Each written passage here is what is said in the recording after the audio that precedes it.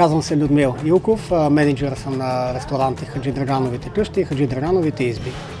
От самото начало на ресторантите и преди даже тяхното стартиране 2004 година. Тази година направихме 20 години. Двата ни ресторанта са в централните части на София. Предлагаме българска традиционна кухня. Ресторантите са с интериор и екстериор на българското възрождение. Като ресторанта, в който се намираме, е разположен в 4 реставрирани възрожденски къщи от Жеравна, Банско, Мелник и Коприщица, като в момента сме в къща Жеравна. Другия ресторант е във вид на възрожденска изба с бъчви и така, всички съпътстващи с това елементи.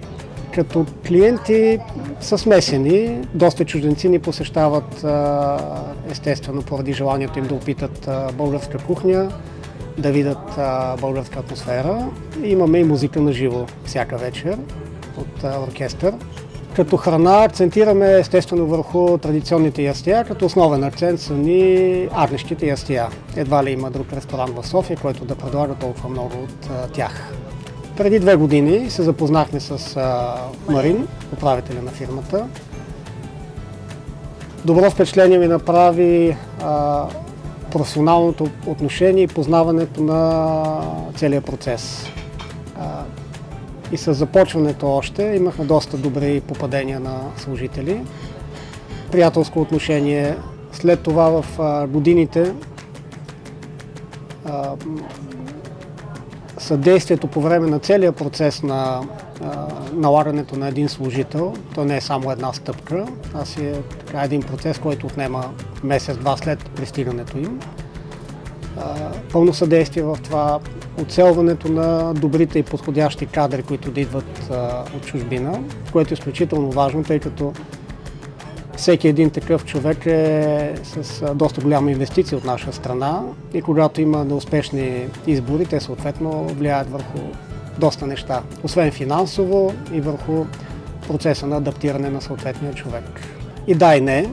Да, защото процесът, при който участва компанията, в случая Nomad Partners, е доста бърз и лесен.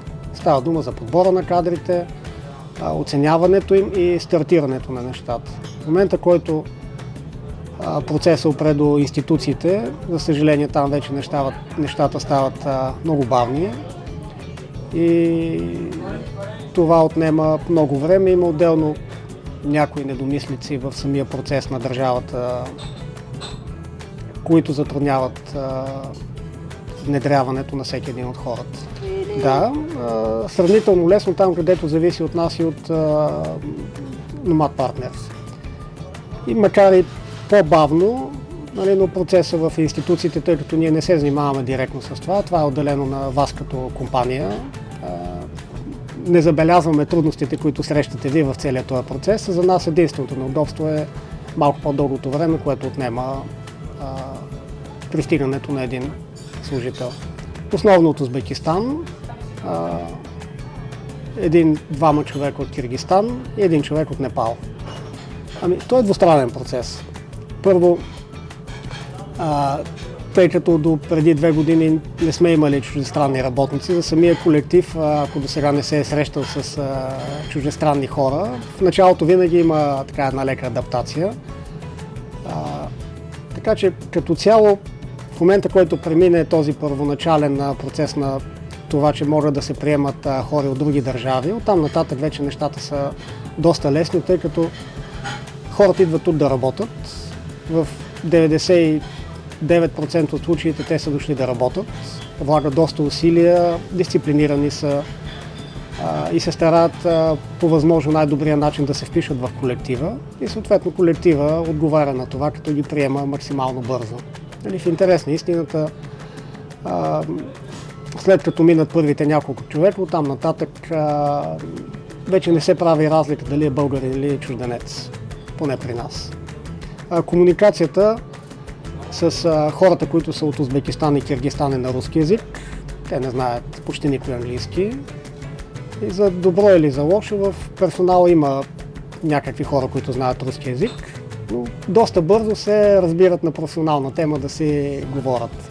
първо самите служители за 1-2 месеца почват да разбират голяма част от думите на български и съответно с помощта и на ръкомахане от време на време нещата стават.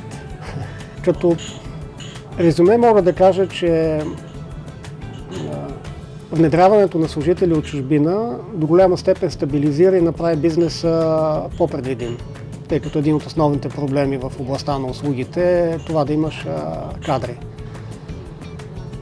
От друга страна, хората, които идват, една част от тях са доста възприемчиви, имат желание да се подобрят и да добият по-добри професионални умения.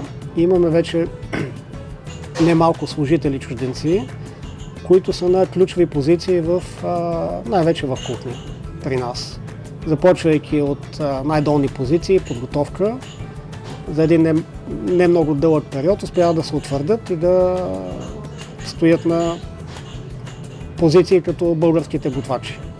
Естествено, това е резултат както добрия подбор на хората от ваша страна, така и от нашите усилия, естествено, тия хора да се чувстват добре, да са равностойни и да са част от колектива и при нас.